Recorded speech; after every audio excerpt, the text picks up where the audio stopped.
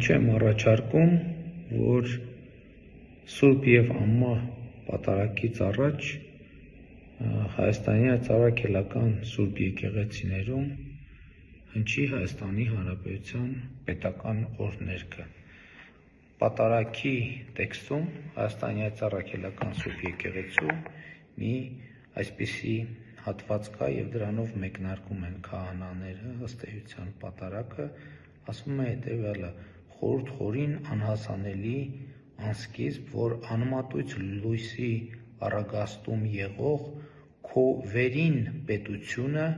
հրեղենների դասը գերապանծ փառքով զարդարեցիր։ Այսինքն խոսքը գնում վերին պետության մասին, վերին պետության մասին և պատարագից առաջ պետական օրհներգի հնչեցնելը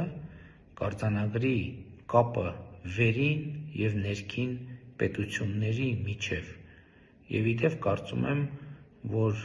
պետք է քննարկվի նաև Հայաստանի Հանրապետության տարածքում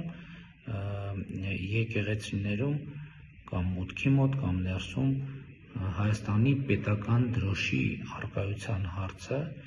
որը իմիջիայլոց ասեմ մի շարք երկրներում ընդունված պրակտիկա է։